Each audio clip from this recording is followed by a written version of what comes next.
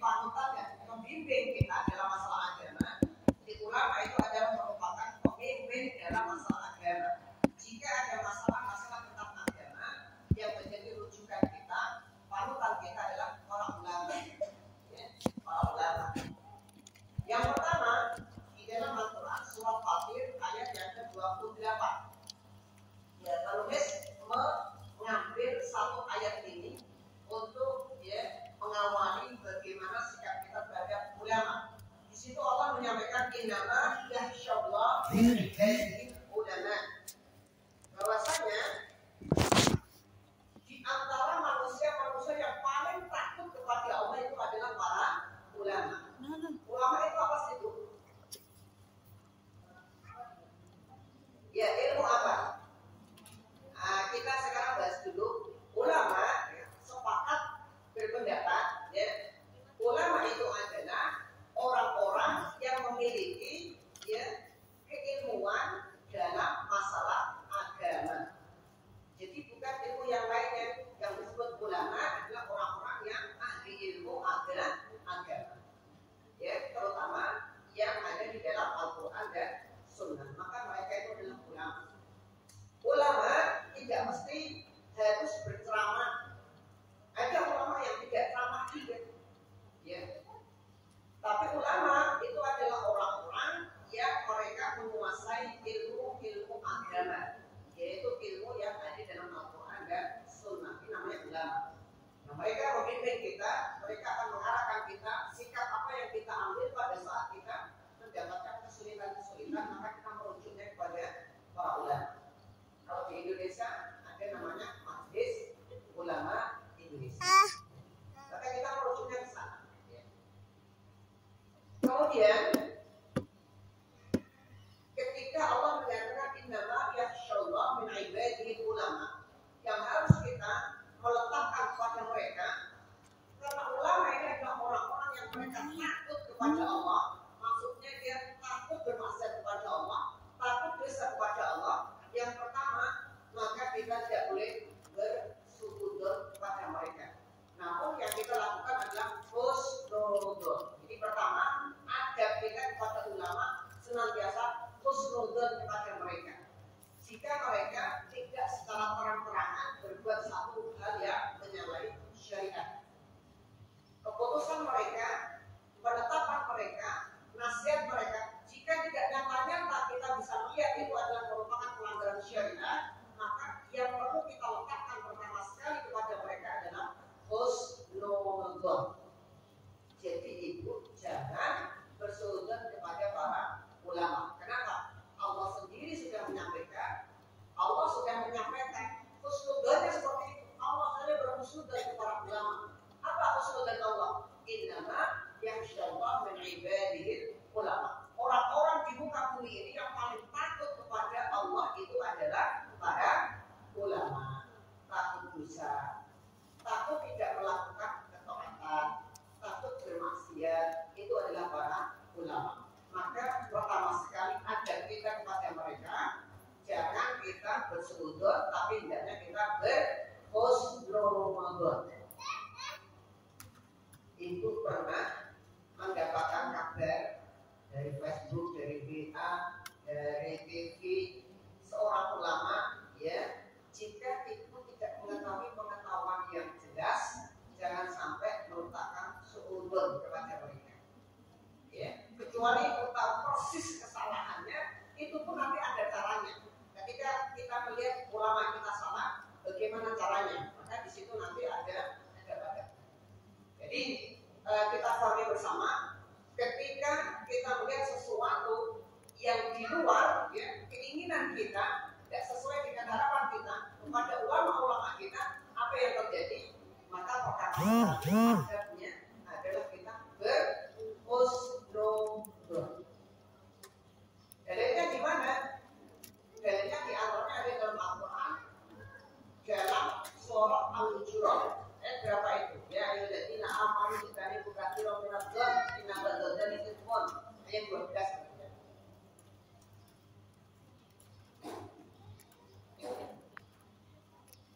Jadi yang pertama ada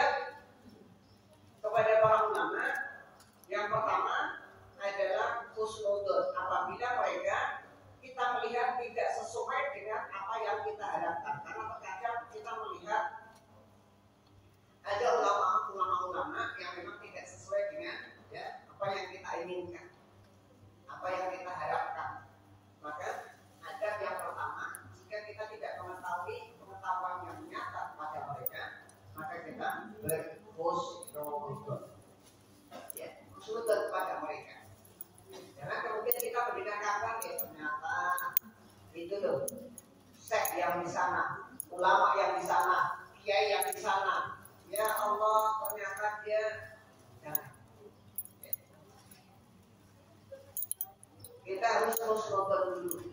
Ya. Jangan ikut-ikut berburuk sangka. Kenapa? Karena Allah melarang dalam Al-Quran surat apa? Al-Hujurat ayat ke-12.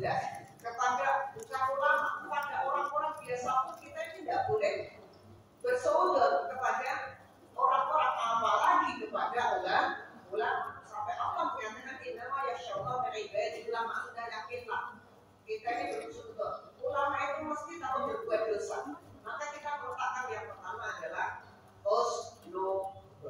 Ya.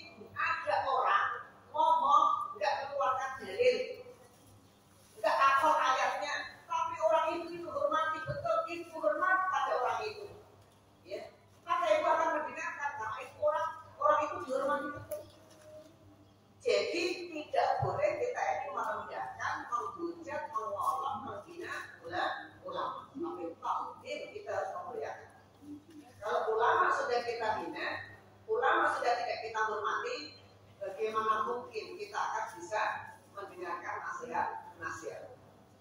Tidak ada lagi orang yang dimintai fatwa, tidak ada lagi orang yang dimintai nasihat. Para ulama sudah dibenci semua. Ya. Maka adab yang kedua pada ulama adalah memuliakan.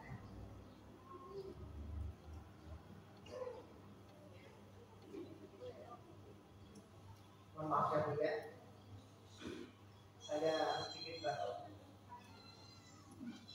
Dari Jumat, hari Sabtu, hari Ahad, hari Senin, hari Selasa, hari Rabu, itu saya sudah punya jadwal semuanya. Ya, saya sebenarnya mau izin, saya nggak enak. Ya, setelah hari Ahad itu besok hari Senin, besok pengajian, Selasa juga pengajian, Rabu juga pengajian. Sabtu pun belum ada saya minta izin. Walaupun tadi sebenarnya mau minta izin, karena saya masih karena hari Jumat kemarin saya coba Jumat di salah satu masjid ya, batuk-batuk. Kemudian Jumat malam misi di salah satu musola juga batuk-batuk. Hari ini hampir minta izin. Saya konsultasi dengan orang-orang terdekat saya, terutama istri saya, izin nggak? Apa katanya? Apa juga saja ya? Selama iso ngomong masih ada izin. Saya masih bisa ngomong, ya wes, aku tak berangkat. Kecuali sudah habis betul suaranya serak, baru izin. Oh iya ya. Saya ingat betul bahwa saya pernah menyampaikan, saya ingatkan silaturahim. Kalau orang itu sakit, diingatkan silaturahim apa? Pesan Rasulullah. Wa anjul salam fi akhari. Allah akan memberikan kesembuhan dalam penyakitnya dan memanjangkan umur. Saya ingat dari situ. Baik, kalau gitu saya izin. Hanya saja ada ahad tadi itu yang saya izin. Pagi. Harusnya ngisi pengajian di Baitul Umah di Jimbaran atau main jauh sana. Saya minta maaf izin dan benar-benar drop saya tadi malam. Ya, sehingga saya izin dan nggak bisa ahad subuh di Baitul Umah. Baik, ya, mohon dimaklumi ya. Kalau nanti setiap berapa menit kok ada batuknya, ya mohon dimaklumi. Dan masalahnya saya tidak biasa minum saat di hadapan orang lainnya. Ini masalahnya. Ya, saya tidak biasa minum di hadapan orang lainnya. Ini masalahnya. Kalau mau saya minum ya berarti ada waktu yang keras yang mudah. Ya. Baik. Nah, mungkin minumnya nasi gitu ya. Minta maaf kalau dimaklum saja. Yang kedua ta'zimul ulama. Ya, kita harus menghormati ulama. Yang ketiga, tolong dipegang. Tolong dipegang. Yang ketiga, yang kedua tadi ada dalil tambahannya tadi ya surah Al-Mujadilah ayat 11 ya. Karena Allah itu memuliakan yang fa'idahu ladina amanu minkum waladina utul ilma darajat. Di dalam surah Al-Mujadilah ayat 11, karena Allah itu mengangkat tinggi-tinggi derajat para ulama, maka kita pun harus meninggikan, memuliakan mereka. Jangan kita merendahkan mereka. Ya, sehingga nanti harus ada adab-adab ketika kita berbicara dengan mereka. Ya, namanya ulama ini adalah guru-guru kita, ya, pembimbing kita dalam masalah agama. Maka harus ada adab-adab yang kita lakukan kepada mereka. Kemudian yang ketiga, dalam Al-Quran surah An-Nisa ayat yang 59, sebagaimana tadi saya sampaikan di awal, ulama ini adalah merupakan pemimpin dalam masalah agama. Ya, ketika ada masalah agama kita ya mengikutinya. Itu masih ingat sejarah besar, ya, ada namanya resolusi jihad. Siapa pemimpinnya ketika itu yang menyerukan fatwanya? Yai